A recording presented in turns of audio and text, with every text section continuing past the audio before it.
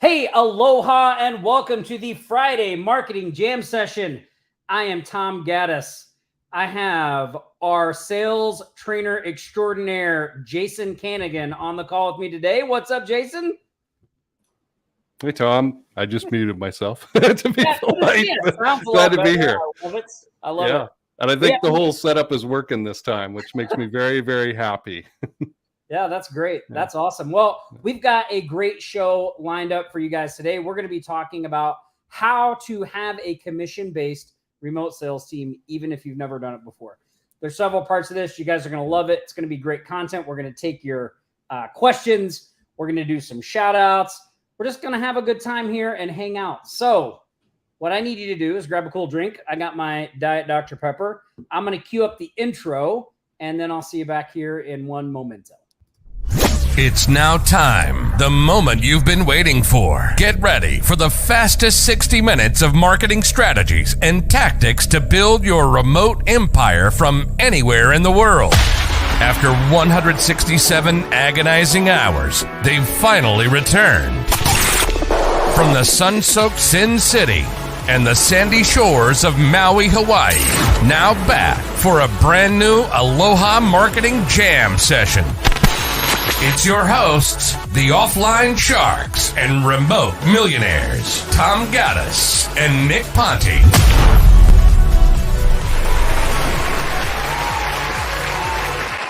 Oh, man, listen to that crowd, Jason.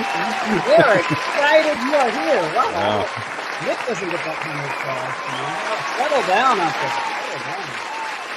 Settle down. Nick is actually in Washington right now, and he has a friend, I think, who's getting married, so he had some things to do with that today. But we have an amazing substitute. We've got Jason on here. When Jason and the other Nick were on last time, people were like, man, you should be doing more about this. I know just sales in general is such a hot topic for people in our community and getting good at it. I was actually just talking to a couple of remote millionaires yesterday, Michelle and Chris, because they're at that point where they just don't feel like they're salespeople, right? And what do I have to do? So set up a time to meet with them next week, and we're going to discuss that. And we've been hashing out some things in Slack as well. But so we're going to talk about that today. I think first and foremost, probably what we should do is do some shout outs. So let's do some shark shout outs, and then we'll get into the meat of all this. So I didn't pull this up beforehand. Oh, whoops. Let me pull up here. There we go. Man, Shushan does such a good job with these graphics. They just look so great every week. Let me make sure I know where this is going. Okay. All right. I'm going to share my screen. We're going to do some shark shout outs. We're going to celebrate some wins. You can see what some of those people you've helped out, Jason, are doing. It's pretty awesome. Right. Yeah. We got good people. Yep. First up, this is Joanne Westwood. She's a newer Remote Millionaires member. She sold a $1,000 ad campaign, signed on for some website work, $450, and she found a bookkeeper for her agency, which is a really big step. That's something we don't really talk about. I mean, we have some trainings on it. Like our kind of general stance on that is like when you're starting a business, you should find a qualified CPA in whatever your area you're at, and you should find out what the rules, regulations, and all that stuff are, because it varies from state to state, place to place.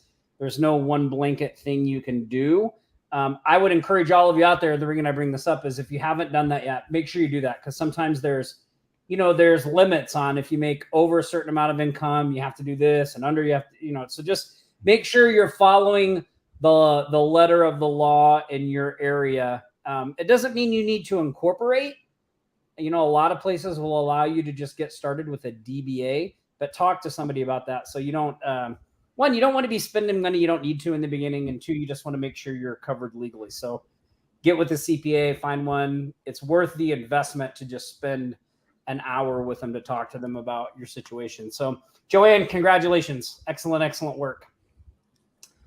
Next up, we've got Oliver Lake, a new website sold to a supply chain consultant, 1,200 euros. That's $1,320. Awesome, Oliver. Good to see you back up there. Oliver, Jason, has a AGM site in France. Had a couple that he built up in France. So, Oliver, I'd be interested to know how those are going for you. Yeah. Tim Black, new Remote Millionaires as well. So the new website, 5250, got his first payment 60% up front. I brought him on last week. Yeah, Tim's a great guy. We've known Tim for a while. Yeah. He's a great guy. He's gonna crush it in there. So awesome work, Tim. That is a combined total. It's kind of light this week for shout outs. $8,020 for the week of June 17th to the 23rd.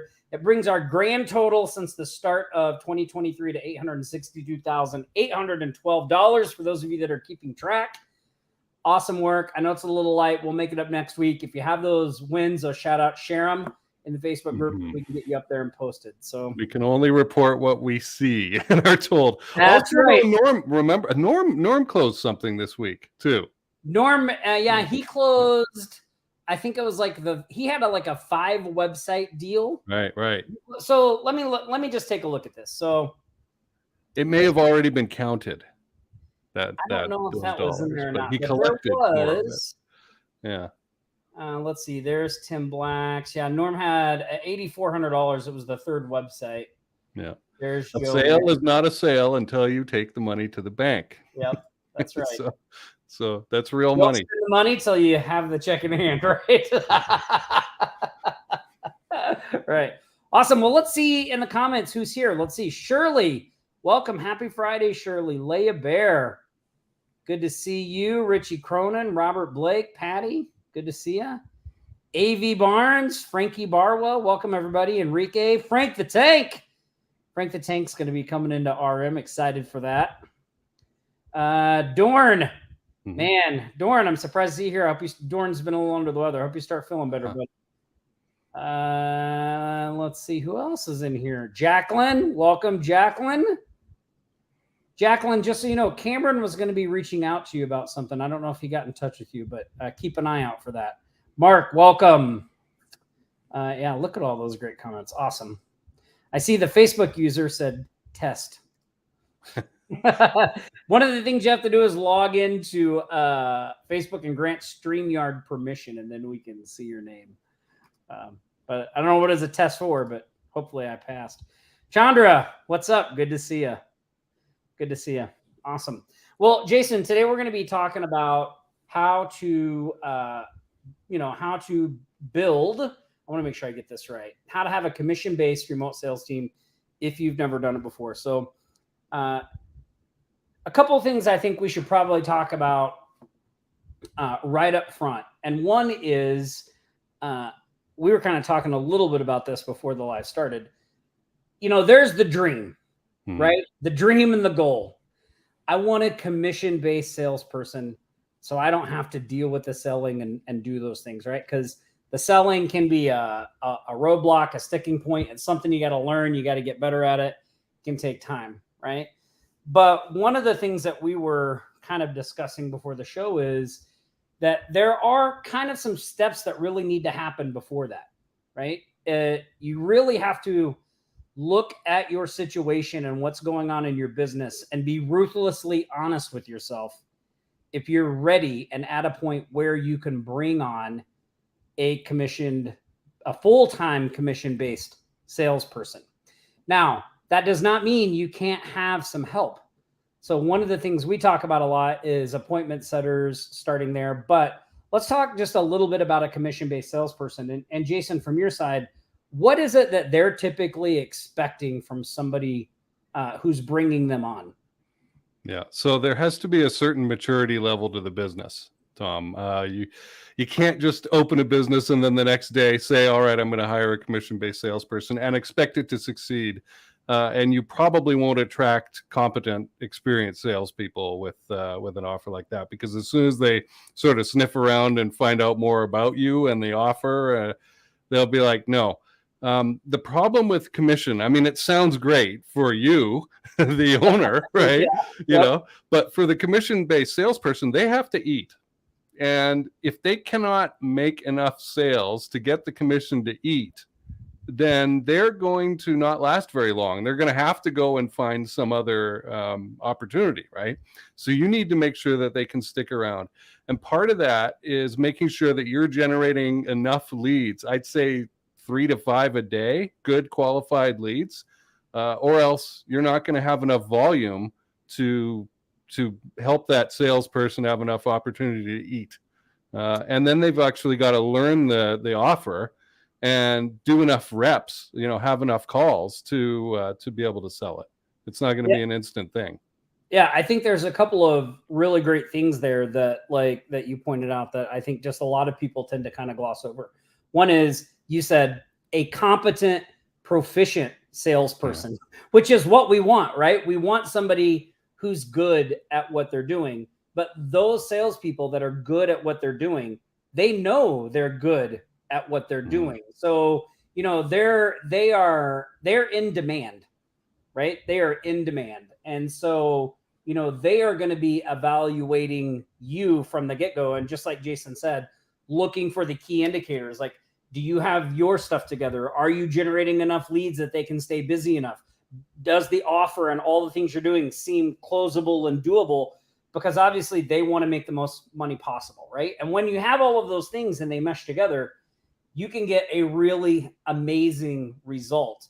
But if you don't have those things, it can be a little frustrating. So one of the things that we've recommended for a long time for people is you need to get your stuff together, right? Like, you have to have some semblance of what the services you're offering, the packages you're offering, be familiar with them, and preferably have gotten some traction selling those packages and have some clients already when you're looking to bring somebody on to help you with sales. So we always recommend, if you're not in that position where you've got the leads coming in and all that stuff, that you start with an appointment setter, right? An appointment setter, or maybe a VA that you can train up to do some of the prospecting tasks to take them off your plate while you build up to that. And a really great example of that, Jason, is Nick Ponte, is our agency in Hawaii, right? NickPonte.com, because we only recently brought on a full-time sales rep there.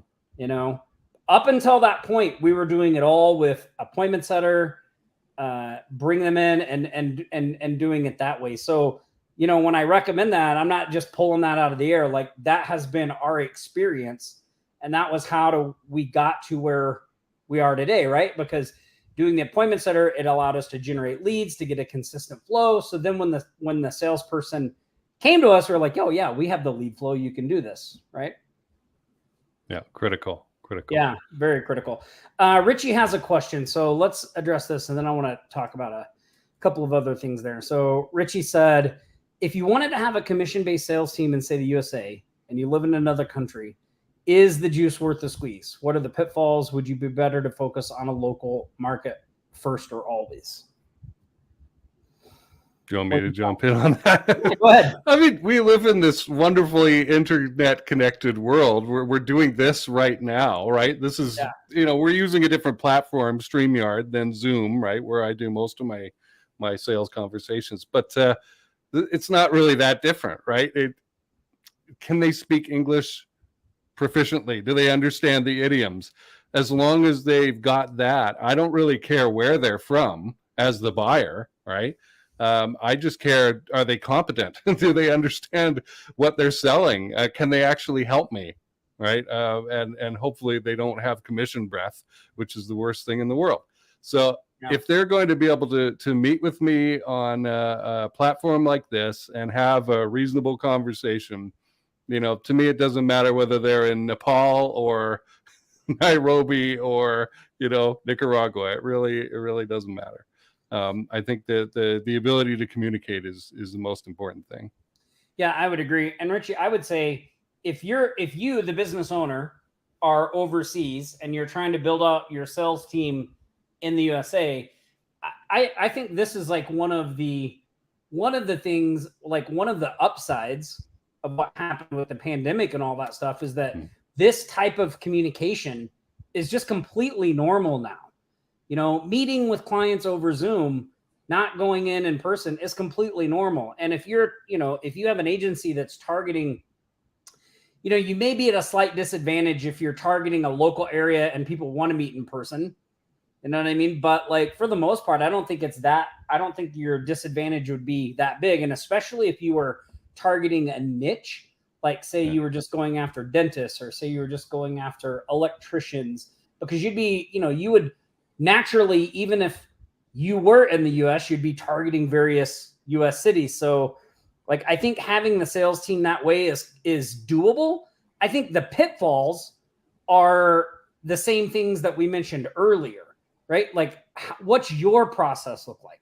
How many leads are you generating for that team to go after? Because they're like Jason said, they need to eat. So, where is your business at that's going to give them the ability to do that? And if your business isn't at that point, then that's where you gotta work on, right? So I don't know, when you say, is the juice worth the squeeze? Obviously that's relative, right? Sometimes it depends on, well, how much of it do you want to do? How much do you not want to do? How big do you want to go, right? I mean, I know from personal experience, one of the worst things you can do is try to scale too fast. That's just like one of the worst things you can do. When you're talking about a commission-based sales team, like, well, what do we really mean by a sales team for a typical agency?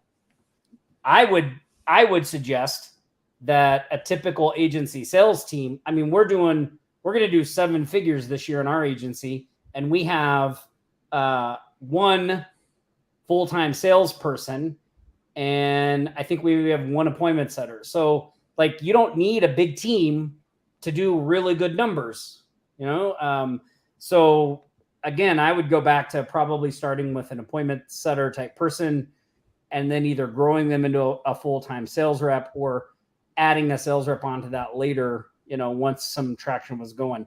Jason, I'm interested, and I hope that answers your question, Richie. Let's take this one from Frank, and then Frank the Tank says, is a hybrid model of commission and a reasonable but not that high per hour salary a good idea, attractive to sales reps? So short answer is yes. I personally like a base. Every dollar, let's say, or euro or whatever in base is worth $2 of commission in the mind of the salesperson, right? It's you're starting off the month and you're not having to fight for those dollars. Now, you want to keep it low enough that it's not hurting you and it's not making the salesperson too comfortable, right? You still want them to stretch, right? But to not be panicking as a salesperson when you start off every month. This is really important, right? A lot of people, Nick Louisi will say this, right? You don't want to be the business owner who's going around clapping the salespeople on the back going, what have you done for me today, right? Thinking you're motivating people. You're actually scaring the hell out of them, right? They're easily frightened. So if you can afford a mix of base plus commission, then I would go with that. But there has to be a consistent cash flow to support it. Something that you mentioned, Tom, concentrating. It's concentration of force. I don't want you to hire 3 commission-based salespeople and see which one works out. That is a bad idea. That is not wise. Okay, get one person that you can commit to and feed them, make them successful. Okay, I've seen this over and over again where people split up the energy, and what happens is you don't see this, but as the business owner, you have a cost of customer acquisition. You have a cost per lead. Every sales call that you bring in has a cost, right? And it costs money to generate that thing. Tom knows this, right? He probably has, him and Cameron definitely know what it costs to generate a call for me to take, right? And so if that's being split up amongst 3 people and there's no standardization in that, each one of them is kind of screwing it up on their own level, right? And they have to learn how to win, right? Much better to get one person, give them the reps, the repetition to be able to succeed.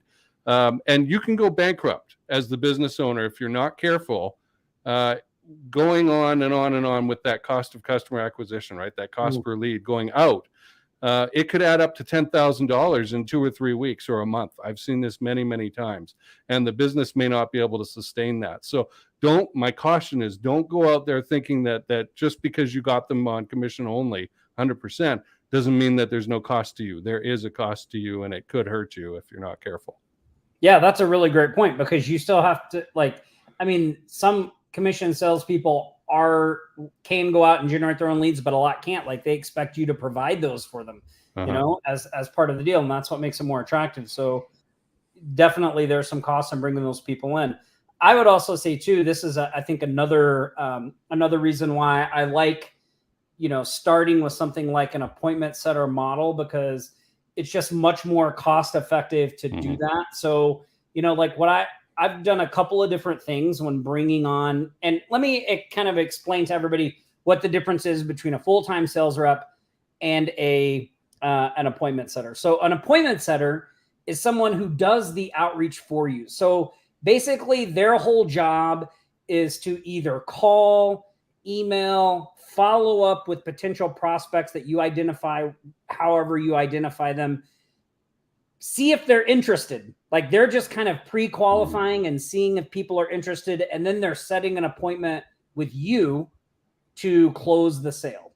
So they set an appointment, you show up. It makes your life so much easier, because now you're showing up to appointments with people that are much more qualified. They know you're coming. It just is it's just a way different experience than trying to get on a call with someone cold. So they're really kind of doing that cold outreach and building those things up. So that's what an appointment setter does. A full-time, sales rep can look a little different. So Jason works virtually. So with Jason, we provide Jason the leads, and he gets on the calls and talks to them and works through to see if we can help them and all that stuff.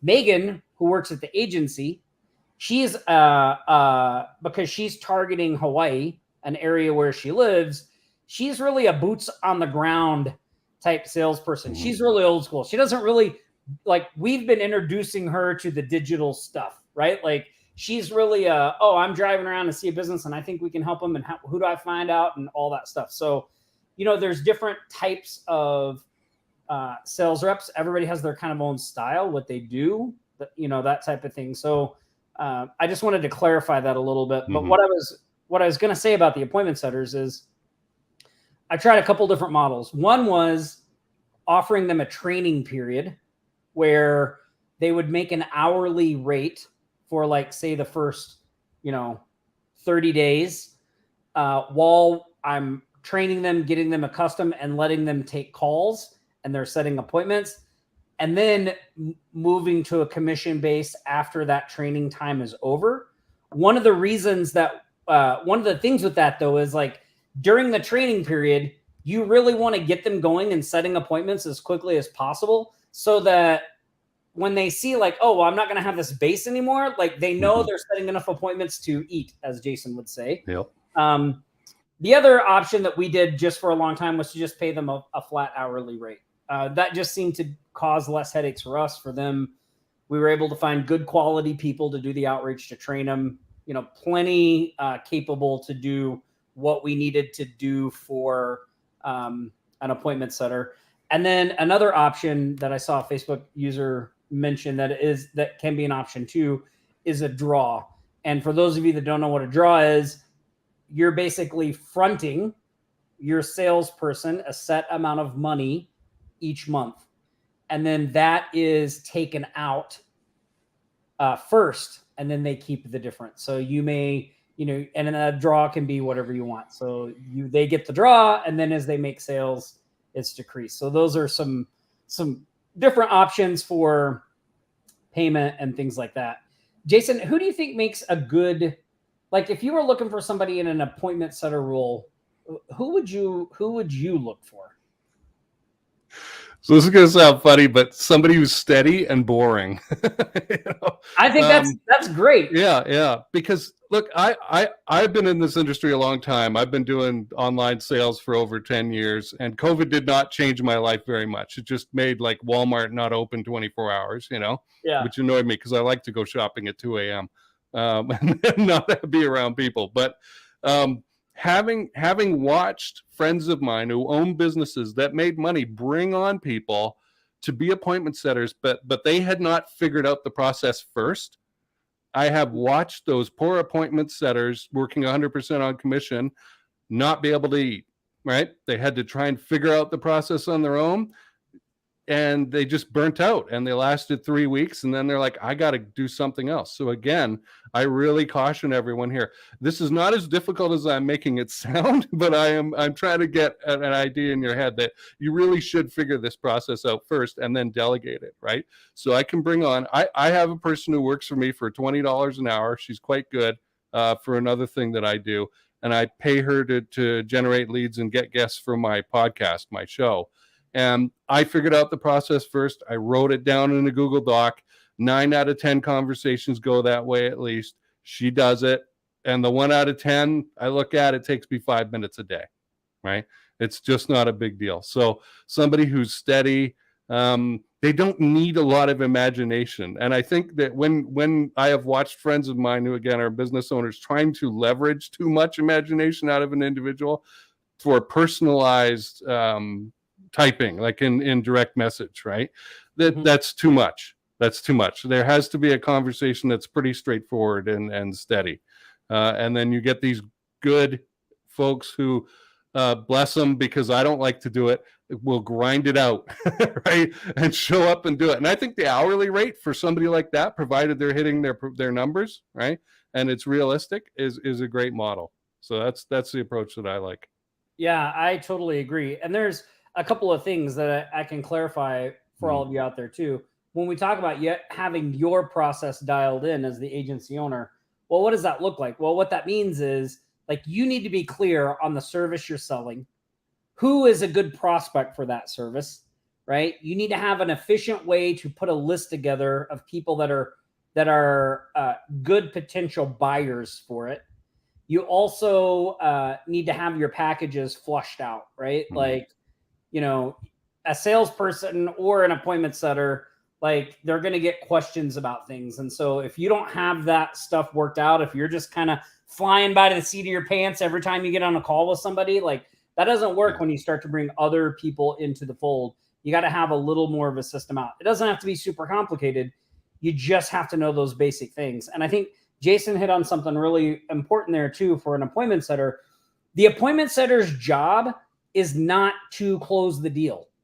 Their job is not to sell the service. Their job is to book the appointment and to build some authority and maybe do some pre-qualifying. Mm-hmm. Maybe they can do some pre-sales, but mainly it's just to get the appointment, right? Like, their job is not to close the sale. And that's important, because when you have somebody that's doing that outreach for you, one, it makes you look more like a real business, which you are. You know, there's a layer between you and the customer. And then two, it does make those conversations once you get on the calls a lot easier, but it's your job to do the selling and close the deals and all that stuff once you get on the call. Yeah. Do you prefer, Jason, for that role, do you prefer people that have experience or people that don't? I don't think it matters. They'll get the key is really having your own process dialed in, right? And having some support there. One of the things that I love about working with you guys is I've got Kunal, I've got Nade, I've got you if I need, you know what I mean? I've got Nick Louisi. And we talk a lot, like behind the scenes in Slack, right? There's always conversations about different clients and prospects and stuff like that, right? Kunal does a great job of pre-qualifying a lot of folks before I talk to them. And so when I get on with them, I have a lot of notes. I know where they're at in their business. I know a little bit about the problems that they're facing, right? And I'm already ahead of the game. I don't have to waste 5 minutes trying to figure out, you know, why they're there. The other thing too is that the people who come on the calls are clear, and this should be the case all the time. They're clear why they're there. It's not for some airy-fairy strategy thing. We're not really sure, right? It's about this Millionaires topic, right? And that's what your clients should be clear on too. They should know why they're there. It shouldn't be very vague. Even if you haven't selected all the solution, right? If you're an agency, you've got probably 3 or 4 different solutions that you could apply, but they should know this is about online marketing, bringing them more leads, bringing them more jobs, raising the value of those jobs, something like that. Yeah, I totally agree. And, you know, the reason I asked about whether you prefer experience or no experience is because, you know, we have heard and tried kind of both ways. Like, I've heard people that say, look, I prefer people with no experience because they don't have bad habits. I can train them on what I'm doing. But the kind of caveat they always say to that is, like, they tend to look for people in certain types of industries. So hospitality, right? Like, if you're trying to find an appointment setter, finding somebody that's in the hospitality business can be very good because they're used to dealing with people. They're used to doing that, right? Like, you know, anybody in the restaurant business, bartenders, servers, like you want them to, you know, to have that good communication. It's so funny. The other day I was at the fashion show mall here in Las Vegas, and I got sucked in to the shoe cleaning place. You know what I mean? The guys that sell the shoe cleaning kits. And man, when that guy was talking, and he was doing his shtick, and my daughter was laughing, and it was great. And I didn't buy a kit, but I gave him $20 for cleaning my shoes because I was like, it was worth the $20. But as I was standing there, I was like, this guy would be a great appointment setter. He has no fear, right? He's standing in the middle of a mall with complete strangers trying to rope people in. Like, he could absolutely handle picking up a phone and calling somebody and doing that. And especially if you're out there and you're one of our agency growth machine members, like, that whole business verification method is specifically designed to do exactly what Jason's talking about, right? It's an easy conversation. It's pretty straightforward and boring. They're not selling anything, right? They're just calling up and verifying the info. So Right. I think a good indicator there, Tom, and you made me think of the great food truck race. If you've ever watched that show, those guys have to go out and hawk, right? They have to attract people to the truck. Just thinking about it, though, back to the boring thing, they should be not irritated about getting the same question for the 6,000th time. And that I think is a key indicator, because I would probably get annoyed about that. Like, you know, I have to remind myself, well, for me, it's the 6,000th time. For them, it's the first time, right? And so for somebody who just naturally gets that and sits in that and is comfortable with that, it's probably a good indicator. Yeah. Awesome. Well, look, do you guys have any questions for me and Jason? Pop them in. We got some other stuff to talk about. One of the things I did want to mention, though, we do have a training that we put back up just for a limited time. It's a free training. It's called the 6 months to freedom. It talks a little bit about what we're talking about here and just kind of the model to getting to where you want to go as quickly as possible. So I'm going to put a link at the bottom of the stream here. If you go to offlinesharks.com/6 months, you can do that. Also, too, we have, just for a short period of time, we've reopened Remote Millionaires as well. We're going to take a couple more people. So if you're interested in doing that, you can always go to offlinesharks.com/apply now and fill out an application. And probably you'll get on a call with Jason or Nick or who knows, me or whoever, and we'll talk about, see if it's a good fit and all that type of stuff. So definitely want to check that out. Let me go back to the comments here. Maddie, I see you in there. I should have called you out too. You're another of those people who Maddie, I work with, who I'm happy with. folks, I'm an operations management and business administration trained guy. I was a plant manager when I was 25. Sales operations. I want you to ask me questions about this stuff. Okay, there's not much you can ask me about that, and if I don't know it, I'll tell you. One thing I think, Tom, about the idea of sales process for business owners. Okay, I want to just cover this really quickly because people get uptight about it. Right? I don't want to think about myself as a salesperson. Well, you are, but okay, you'd be a matchmaker then, right? If that's the case. Look. I picked up a book called How to Master the Art of Selling by a guy named Tom Hopkins sometime in the late 90s. And it's all about tie downs and reversals and overcoming objections. And it was like wrestling pigs in the mud, right? Yeah. And it was about memorization. And I have a really good memory, but I didn't like it. And It took me 10 years in the field. I was going back and forth between sales jobs and production management jobs for me to ask myself, I wonder if there's a different way to sell, right? And I kept hearing this ad. I lived in Vancouver at the time in British Columbia. I moved to the US 13 years ago, and I had like a drive, and it was 45 minutes to work wherever, I lived in a bedroom community, and you had to drive 45 minutes wherever to work, right? And then it'd be like an hour and a half home, because Vancouver traffic sucks. I don't miss it.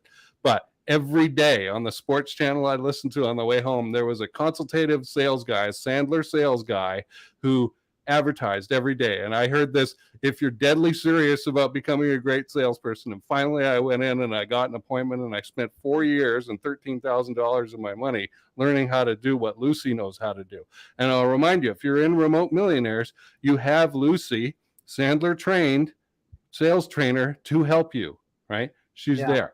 Additionally, a book came out in 2015 called The Challenger Sale, and I learned that. And fortunately, all the stuff that I learned in consultative sales training can be applied to a Challenger Sale goal.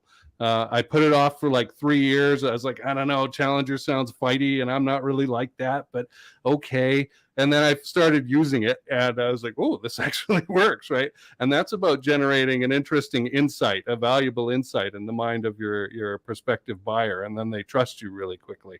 And so the point of me saying this is that you may have been introduced to that Herb Tarlak from WKRP in Cincinnati style of selling, which is more like what we saw in the Tom Hopkins stuff, right?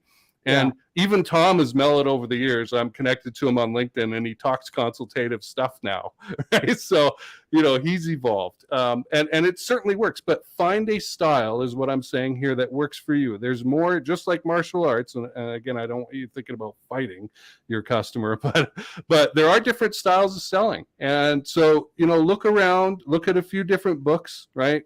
Something David Sandler wrote, the Hopkins book, The Challenger Sale, might be 3 good primers for you to read and go, okay, do any of these resonate with me? And then you have to learn them and grow. It will not take you 4 years, but it probably will take you a year to really get good at it. I'm not going to lie, but having that consistent sales process. I said in a previous call, I could roll out of bed at 2 a.m., still asleep, and do a sales call, because I know my sales process cold. I know where I am. I know where you are as the prospective customer, and where we're going with it.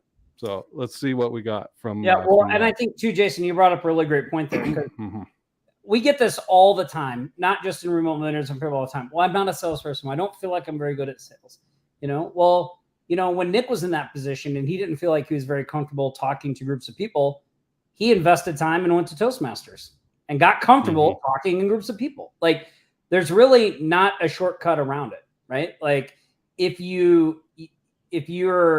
serious about being an entrepreneur and serious about achieving the dreams that you have, when you run into a skill that you're not good at or don't possess, you have to learn that skill one way or the other, right? Whether that's by buying courses, reading books, or even, joining a program like Remote Millionaires, where we just kind of take you by the hand and show you how to do all that stuff and walk you through it.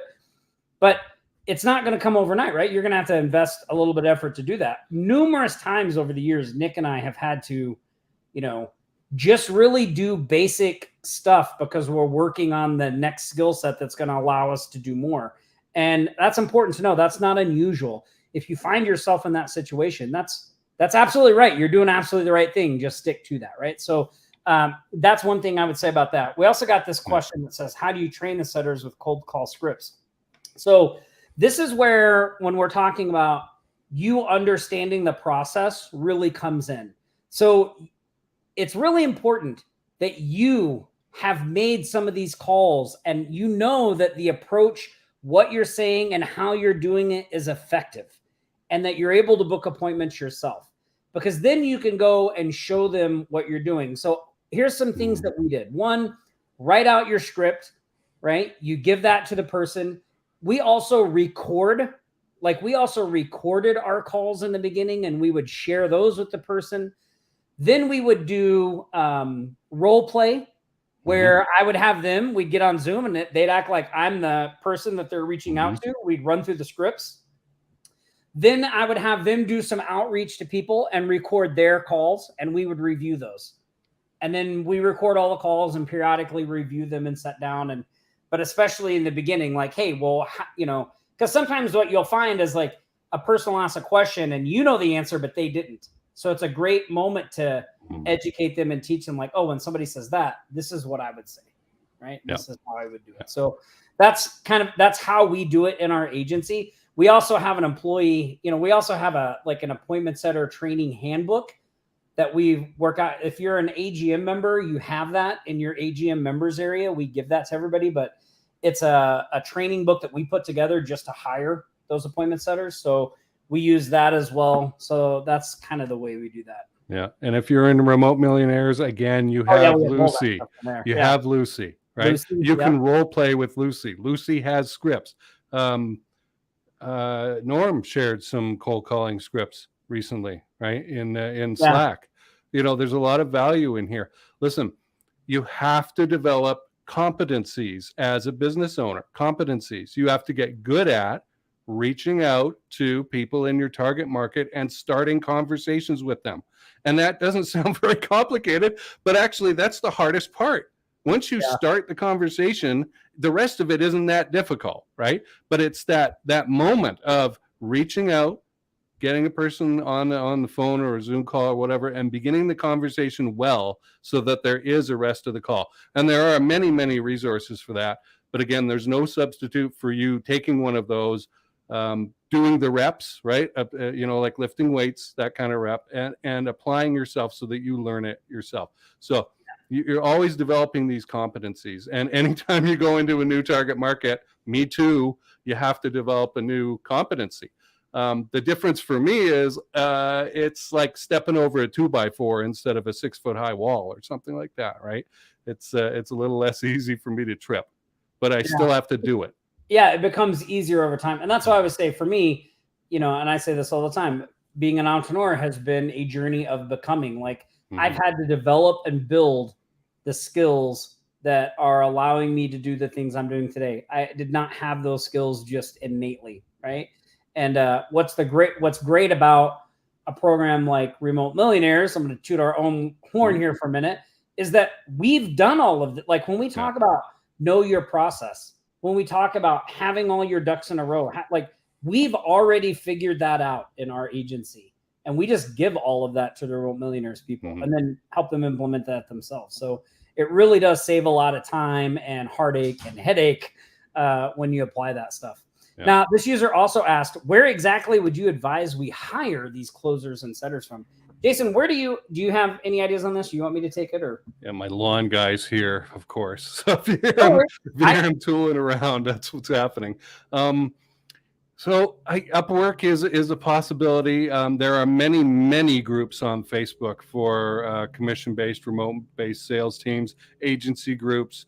They'll recommend people. If you're in Remote Millionaires, you have 170 plus people to crowdsource the answer from. I have to remind members of this just about every day. Go ask the crowd. There's wisdom in crowds, this phrase. So they're there. They're not too hard to find. I've got friends. 2017, a friend of mine and I opened up a third-party sales team agency. That's what we did. We created sales teams that sold stuff on behalf of product creators, other people. And I eventually sold my interest in it. It was actually too hard of a business to run. You would not believe the overhead. I talked to people about this in the Remote Millionaires calls, Tom.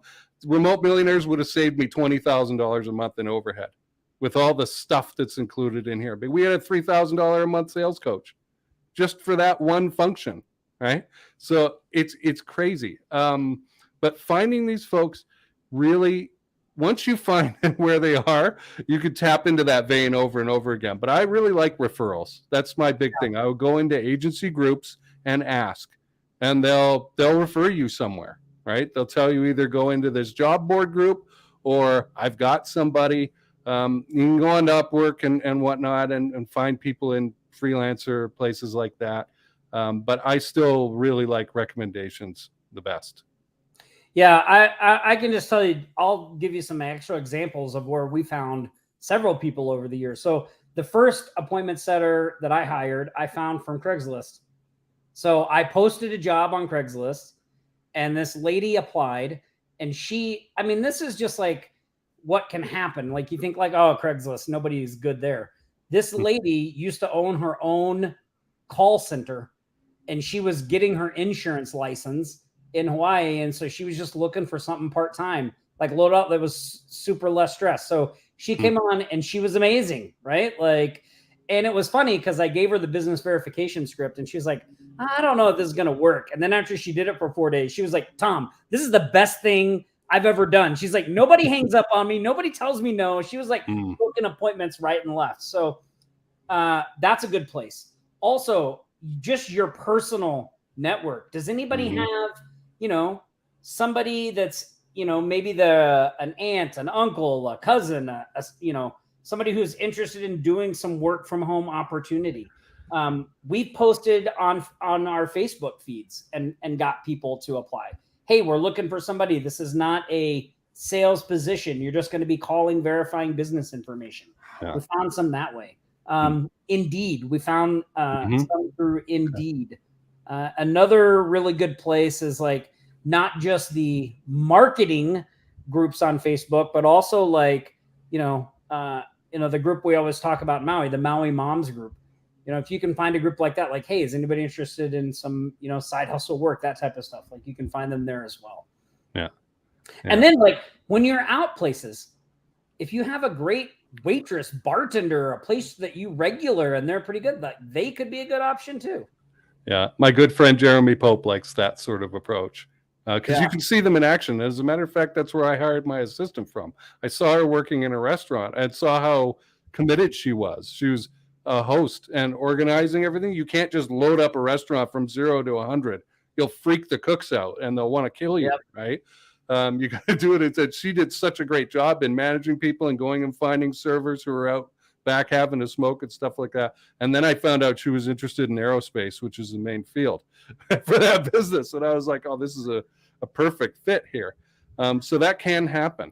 I would caution to make sure that there was one business that I was in where we hired somebody who was a psychiatrist and they were having trouble getting clients. And so they thought they'd dip their, foot into the cold calling world for a minute. And that didn't work out. She was not happy about being alone all day working. So you got to make sure that there's a sort of a psychographic fit there on who they are, right?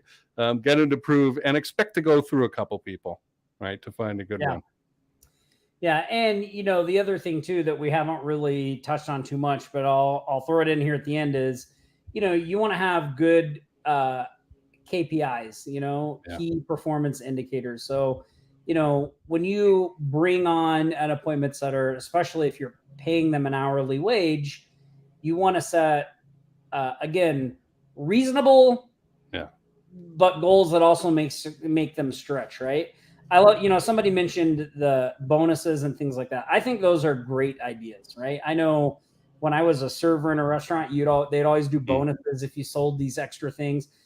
I think having a KPI that is attainable to an appointment setter and then offering a bonus if they go above and beyond that to a certain point is a really great strategy as well, right? You just want to make sure that, again, you want to pay attention to the whole process.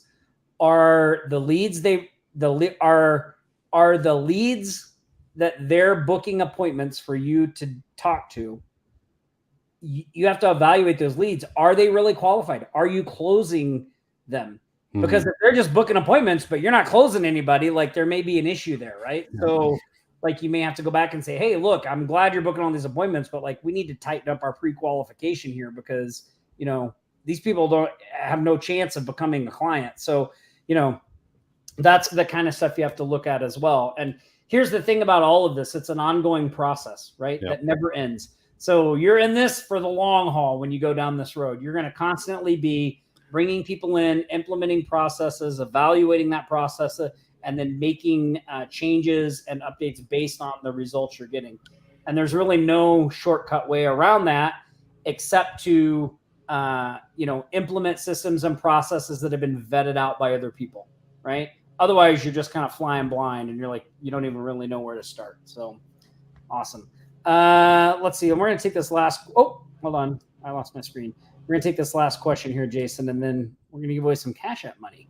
Phil said, is an appointment setter responding to reaches from people replying to your outreach, be it email or otherwise? So, Phil, they can be. So typically for us and our agency, an appointment setter is, we have our Hawaii Thrive website. That's our agency growth machine course and product we put out. We show you how we build that, the software, all that stuff. You get it? We use that. So our appointment setter is typically reaching out to businesses that we've identified that could use our help and letting them know that they have a free advertisement on our hawaiithrive.com website. That's typically the outreach they're doing. And then at the end of that call, they offer them a free marketing strategy session. So that's how we do it, right? That's how we do it with that. But they can be responding. Some people like on our who send out the emails and respond. But again, you want to make sure you have good communication. And I would just caution you on just turning that stuff over willy-nilly. You want to constantly be reviewing and evaluating and make sure they're responding in the way that you want and all that stuff. But they can do both. So, they can be responding to inbound calls of things that you did, stuff you sent out, or they can actually be doing the outbound calling as well. But I will tell you this, even having an appointment setter that only does like 10 hours a week will change your life. Yep. Because I know how I am. I can maybe do it for 90 days, but then I just get sick of it and I don't want to deal with it anymore. And I'm always inconsistent. It is a solid investment in my business to just pay somebody to do it so I don't have to worry about it. Yep. They just do it, right? So now I will do it if necessary, and I did it in the beginning so I could do the things we've talked about on this live show, work out the process and know what to do and all that stuff. And that's how we came up with the process, was me doing it and Nick doing it. But, it's great when you can hand that off and they take care of that. So awesome. Well, Jason, man, thanks so much for coming and hanging out with me today. You bet. It's been awesome. Fun. Yeah.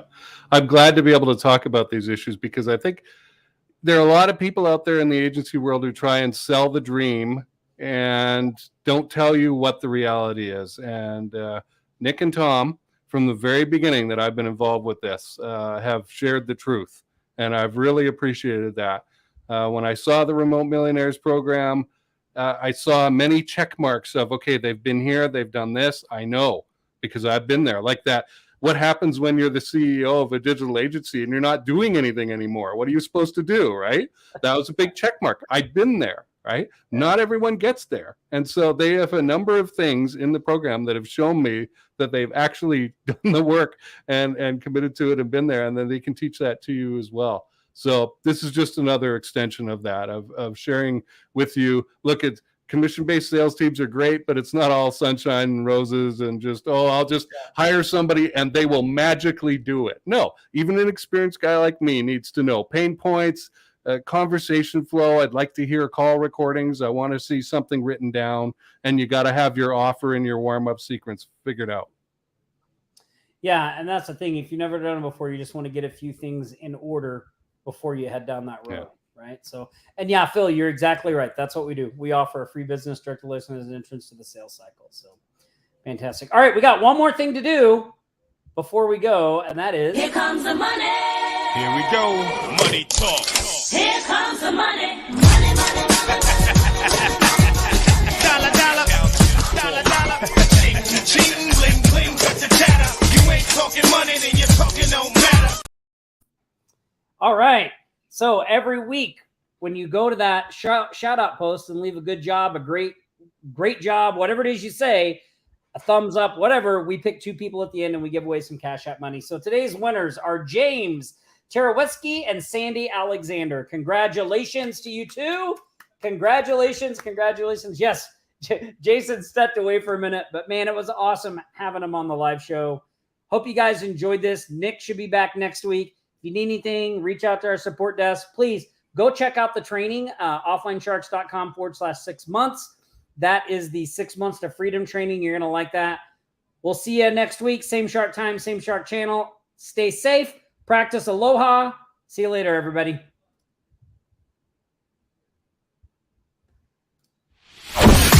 You've been watching the Aloha Marketing Jam Session, your weekly marketing live show, always bringing you the latest strategies and tactics to build your remote empire from anywhere in the world. Don't forget to like, comment, and share this stream. You can stay up to date throughout the week with the Remote Millionaires podcast at remotemmillionaires.com/podcast and Nick's YouTube videos at nickponte.com/YouTube. We'll be back here next Friday for another live show. Until then, aloha.